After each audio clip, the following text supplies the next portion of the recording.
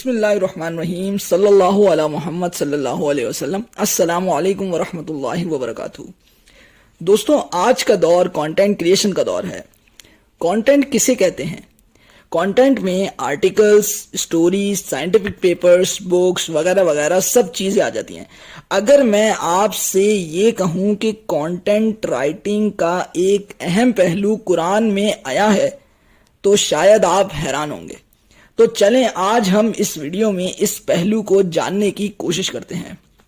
میرا نام ڈاکٹر محمد اسد ضیائی ہے اور آج ہم اسلام اور سائنس کے تیسرے چیپٹر کے ساتھ حاضر ہوئے ہیں۔ جب بھی ہم کوئی کانٹینٹ کریٹ کرتے ہیں تو سب سے پہلے ہمیں اس کے لیے اسٹوری چاہیے ہوتی ہے۔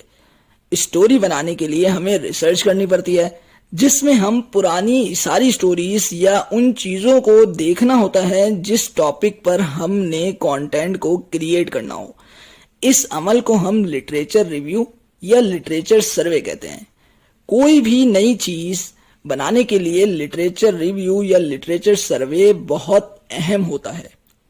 پھر جب ڈیٹا اکٹھا کر کے ہم کانٹینٹ رائٹنگ کے لیے بیٹھتے ہیں تو ایک مشکل مرحلہ آتا ہے، یعنی پلیجرزم اور کاپی رائٹ کا، کیونکہ نئے کانٹینٹ کے لیے پلیجرزم اور کاپی رائٹ ان سب چیزوں سے بچنا ہوتا ہے۔ اس سے بچنے کے لیے ایک اہم ٹول یوز ہوتا ہے جسے ہم پیرافریزنگ یا ریفریزنگ کہتے ہیں۔ اب سوال یہ ہے کہ پیرافریزنگ کیا ہے؟ کسی کی کہی ہوئی یا لکھی ہوئی بات کو دوسرے لفظوں میں ایسے لکھنا کہ اس بات کا مطلب تبدیل نہ ہو، اسے پیرافریزنگ کہتے ہیں۔ پیرافریزنگ کی اگزامپل آپ ایسے سمجھ سکتے ہیں کہ ہم روزانہ ٹی وی یا نیوز پیپر میں نیوز دیکھتے ہیں۔ نیوز ایک ہی ہوتی ہے، لیکن اس کو سنانے یا لکھنے کا انداز ہر چینل یا نیوز پیپر میں الگ الگ ہوتا ہے۔ پیرافریزنگ کانٹینٹ رائٹنگ کا ایک بہت ہی اہم ٹول ہے۔ اب ہم یہ جاننے کی کوشش کرتے ہیں کہ کیا قرآن پاک ہمیں اس ایک اہم ٹول یا جز کے بارے میں کچھ بتاتا ہے یا نہیں۔ قرآن پاک آپ صلی اللہ علیہ وسلم کا سب سے بڑا معجزہ اور رہتی دنیا تک کے لیے ہدایت ہے۔ اس میں ہر چیز کا علم ہے، تو اس میں پیرافریزنگ کا علم بھی ہونا چاہیے۔ تو چلیں آگے بڑھتے ہیں۔ قرآن پاک میں جیسے کہ ہم جانتے ہیں کہ بہت سے انبیاء کرام علیہ السلام کا ذکر ہے، جیسا کہ حضرت آدم، حضرت ابراہیم، حضرت موسیٰ، حضرت عیسیٰ وغیرہ، اور بہت سے انبیاء کا ذکر کئی مرتبہ آیا ہے۔ مطلب یہ کہ کچھ باتیں اور کچھ واقعات کئی بار ریپیٹ ہوئے ہیں۔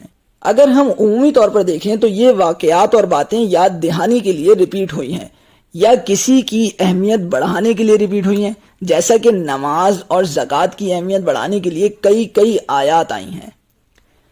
یہ باتیں تو اکثر لوگوں کو معلوم ہیں۔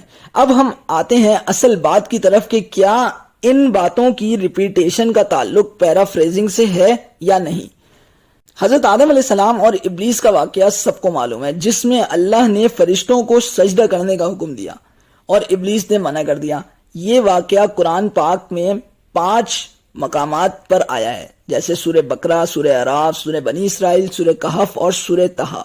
اب یہاں ہم غور کریں تو بات صرف یہ ہے کہ اللہ نے فرشتوں کو حکم دیا کہ آدم کو سجدہ کرو۔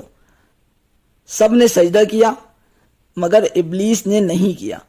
اس ایک بات کو اللہ نے کیا ہی خوبصورت طریقے سے اپنے کلام میں الگ الگ طریقے سے بیان فرمایا ہے۔ چلیں پڑھ کے دیکھتے ہیں۔ سورہ بقرہ میں آیا ہے کہ اور یاد کرو جب ہم نے فرشتوں کو حکم دیا کہ آدم کو سجدہ کرو تو سب نے سجدہ کیا سوائے ابلیس کے کہ منکر ہوا اور غرور کیا اور کافر ہو گیا۔ اسی طرح سورہ اعراف میں فرمایا ہم نے ملائکہ سے فرمایا کہ آدم کو سجدہ کرو تو سب سجدے میں گرے مگر ابلیس یہ سجدے والوں میں نہ ہوا۔ سورہ بنی اسرائیل میں اللہ نے فرمایا اور یاد کرو جب ہم نے فرشتوں کو حکم دیا کہ آدم کو سجدہ کرو تو ان سب نے سجدہ کیا سوا ابلیس کے، بولا کیا میں اسے سجدہ کروں جسے تو نے مٹی سے بنایا۔ سورہ کہف میں فرمایا اور یاد کرو جب ہم نے فرشتوں کو فرمایا کہ آدم کو سجدہ کرو تو سب نے سجدہ کیا سوا ابلیس کے، قوم جن سے تھا تو اپنے رب کے حکم سے نکل گیا۔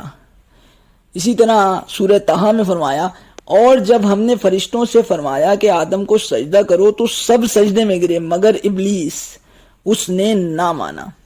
کیا ہی شان ہے اوپر والے کی۔